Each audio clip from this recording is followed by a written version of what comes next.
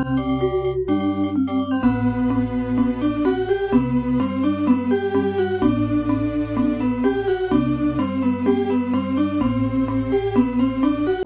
datang dalam video pembelajaran animasi mengenai Turi-Turian Batak Toba. Turi-Turian adalah cerita rakyat lisan yang berkembang dalam masyarakat Batak Toba dan diwariskan secara turun-temurun dari generasi ke generasi. Turi-Turian biasanya disampaikan secara bertutur lisan oleh orang tua, tetua adat, atau pendongeng kepada anak-anak maupun masyarakat umum. Turi-Turian berisi kisah legenda, mitos, atau cerita asal-usul yang berkaitan dengan manusia, alam, dan kepercayaan masyarakat Batak Toba, seperti cerita tentang danau, gunung, batu, atau tokoh-tokoh tertentu. Dalam kehidupan masyarakat Batak Toba, Turi-Turian memiliki peran penting sebagai sarana pelestarian bahasa dan budaya, sekaligus membentuk karakter dan jati diri generasi muda agar tetap mengenal serta menghargai warisan leluhur. Salah satu Turi-Turian yang paling terkenal adalah kisah Batu Gantung. Mari kita simak ceritanya. Pada zaman dahulu kala di sebuah desa kecil di tepi Danau Toba hiduplah sepasang suami istri dengan seorang anak perempuannya yang cantik jelita bernama Seruni. Selain cantik, Seruni juga tergolong sebagai anak yang rajin karena selalu membantu kedua orang tuanya ketika mereka sedang bekerja di ladang yang hasilnya digunakan untuk mencukupi kebutuhan hidup sehari-hari. Suatu hari, Seruni harus bekerja di ladang seorang diri karena kedua orang tuanya sedang ada keperluan di desa tetangga. Ia hanya ditemani oleh anjing peliharaannya yang diberi nama Sitoki. Sesampainya di ladang, Seruni hanya duduk termenung sambil memandangi indahnya alam Danau Toba. Sementara anjingnya, Sitoki, ikut duduk di samping sambil menatap wajah majikannya yang tampak seperti sedang menghadapi suatu masalah. Sesekali sang anjing menggonggong untuk mengalihkan perhatian Seruni apabila ada sesuatu yang mencurigakan di sekitar ladang. Sebenarnya, beberapa hari terakhir Seruni selalu tampak murung. Hal ini disebabkan karena sang ayah akan menjodohkannya dengan seorang pemuda yang masih tergolong sepupunya sendiri. Padahal, ia telah menjalin hubungan asmara dengan seorang pemuda di desanya dan telah berjanji pula akan membina rumah tangga. Keadaan ini membuatnya menjadi bingung, tidak tahu harus berbuat apa, dan mulai berputus asa.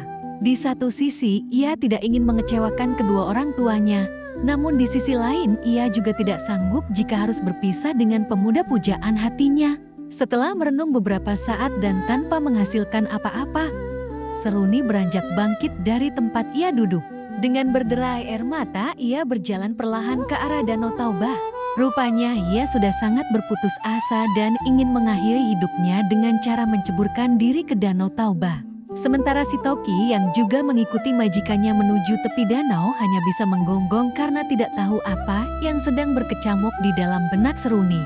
Saat berjalan ke arah tebing di tepi Danau Toba, tiba-tiba ia terperosok ke dalam sebuah lubang batu besar hingga masuk ke dasarnya. Dan karena berada di dasar lubang yang sangat gelap, membuat gadis cantik itu menjadi takut dan berteriak minta tolong kepada anjing kesayangannya. Namun karena Sitoki hanyalah seekor binatang, maka ia tidak dapat berbuat apa-apa kecuali terus-menerus menggonggong di sekitar mulut lubang. Akhirnya gadis itu pun semakin putus asa dan berkata dalam hati, lebih baik aku mati saja." Setelah berkata seperti itu, entah mengapa dinding-dinding lubang tersebut mulai merapat. "Parapat, parapat batu!" seru Seruni agar dinding batu semakin merapat dan menghimpit tubuhnya. Melihat kejadian itu, Sitoki langsung berlari ke rumah untuk meminta bantuan. Sesampainya di rumah, Sitoki segera menghampiri orang tua Seruni yang kebetulan sudah berada di rumah. Sambil menggonggong, mencakar-cakar tanah dan mondar-mandir di sekitar majikannya, Sitoki berusaha memberitahukan bahwa Seruni dalam keadaan bahaya. Sadar akan apa yang sedang diisyaratkan oleh si anjing, orang tua Seruni segera beranjak menuju ladang. Keduanya berlari mengikuti Sitoki hingga sampai ke tepi lubang tempat anak gadis mereka terperosok. Ketika mendengar jeritan anaknya dari dalam lubang, sang ibu segera membuat obor sebagai penerang karena hari telah senja. Sementara sang ayah berlari kembali menuju desa untuk meminta bantuan para tetangga. Tak berapa lama kemudian, sebagian besar tetangga telah berkumpul di rumah ayah Seruni untuk bersama-sama menuju ke lubang tempat Seruni terperosok. Mereka ada yang membawa tangga bambu, tambang, dan obor sebagai penerangan. Sesampainya rombongan di ladang, sambil bercucuran air mata Ibu Seruni berkata pada suaminya, "Pak, lubangnya terlalu dalam dan tidak tembus cahaya." Saya hanya mendengar sayup-sayup suara anak kita yang berkata, "Parapat, parapat batu." Tanpa menjawab pertanyaan istrinya, Ayah Seruni segera melonggok ke dalam lubang dan berteriak, "Seruni, Seruni, Seruni, anakku, kami akan menolongmu." Sang ibu ikut berteriak. Beberapa kali mereka berteriak, namun tidak mendapat jawaban dari Seruni. Hanya suara Seruni terdengar sayup-sayup yang menyuruh batu di sekelilingnya untuk merapat dan menghimpitnya. Warga yang hadir di tempat itu juga berusaha untuk membantu dengan mengulurkan sutas tambang hingga ke dasar lubang, namun sama sekali tidak disentuh atau dipegang oleh Seruni. Merasa khawatir, sang ayah memutuskan untuk menyusul puterinya masuk ke dalam lubang. "Bu, pegang obor ini. Saya akan turun menjemput anak kita." "Jangan gegabah, Pak. Lubang ini sangat berbahaya," cegah sang istri. "Benar, Pak. Lubang ini sangat dalam dan gelap," sahut salah seorang tetangganya. Setelah Ayah Seruni mengurungkan niatnya, tiba-tiba terdengar suara gemuruh dan bumi pun bergoncang dahsyat yang membuat lubang secara perlahan merapat dan tertutup dengan sendirinya. Seruni yang berada di dalam lubang akhirnya terhimpit dan tidak dapat diselamatkan. Beberapa saat setelah gempa berhenti, di atas lubang yang telah tertutup itu muncullah sebuah batu besar yang menyerupai tubuh seorang gadis yang seolah-olah menggantung pada dinding tebing di tepi Danau Taubah. Orang-orang yang melihat kejadian itu mempercayai bahwa batu itu adalah penjelmaan dari Seruni dan kemudian menamainya sebagai batu gantung. Dan karena ucapan Seruni yang terakhir didengar oleh warga hanyalah parapat, parapat, dan parapat, maka daerah di sekitar batu gantung kemudian diberi nama Parapat. Kini Parapat telah menjelma menjadi salah satu kota tujuan wisata di Provinsi Sumatera Utara.